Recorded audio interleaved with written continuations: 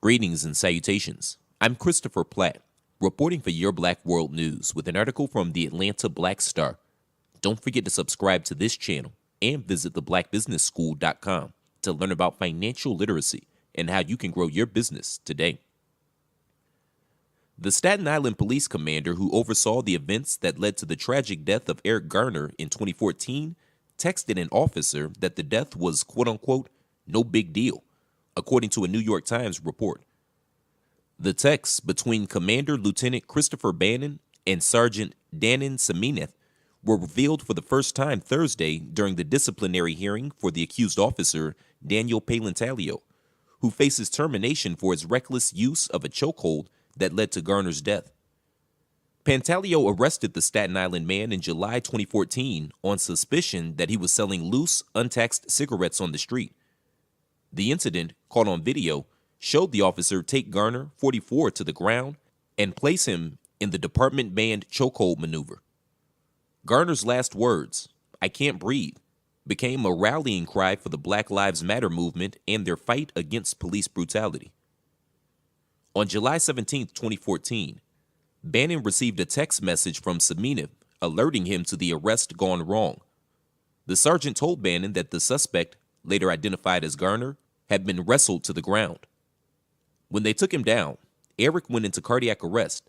He's likely DOA or dead on arrival, Semeneth texted, adding that Garner didn't have a pulse. Not a big deal, the lieutenant wrote back. We were effecting a lawful arrest. The New York Times reported that the text drew gasp from the courtroom as they were read aloud. Garner, a father of 6, suffered a heart attack in the incident and later died. An autopsy by the city's medical examiner determined that the chokehold, along with Garner's poor health, asthma, high blood pressure, diabetes, had contributed to his death. That same medical examiner took the stand Thursday and testified that the banned maneuver, quote, set into motion a lethal sequence that led to Garner's demise, end quote. A grand jury declined to indict Palantalio on criminal charges in the incident in 2014, sparking nights of protest across the city. A civil rights inquiry was launched, but charges have yet to be filed. The statute of limitations expires in July, on the 5-year anniversary of Garner's death. The city awarded Garner's family $5.9 million in a wrongful death settlement in 2015.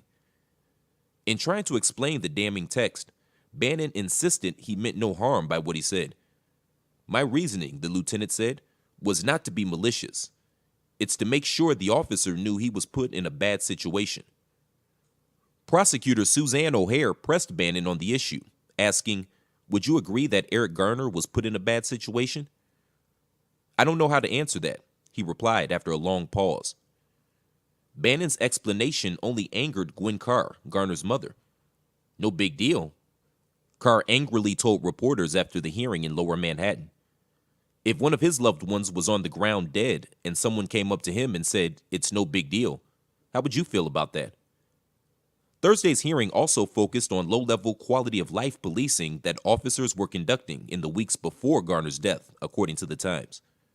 This enforcement, better known as broken windows policing, tends to target blacks and other racial minorities. Police said Garner had been arrested twice during that crackdown, the third on the day he died. The arrest of Eric Garner was the result of a chain of decisions originating at the very highest levels of the NYPD. Patrick J. Lynch, the president of the Police Benevolent Association, told reporters after the hearing. Police officers who enforce quality-of-life offenses are not cowboys or free agents.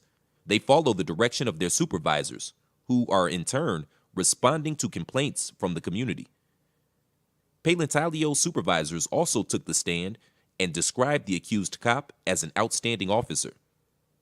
On a scale of 0 to 5, he was a 5.0, Bannon told the court. Officer Palantalio was one of the best officers I've supervised. Palantalio faces NYPD administrative charges of reckless use of force and strangulation. If found guilty, he could face punishment ranging from the loss of vacation days to termination. Thanks for tuning in. Don't forget to share this video and let us know what you think. Also, don't forget to subscribe to the Your Black World News YouTube channel and visit theblackbusinessschool.com today. I'm Christopher Platt reporting. Until next time. Shalom.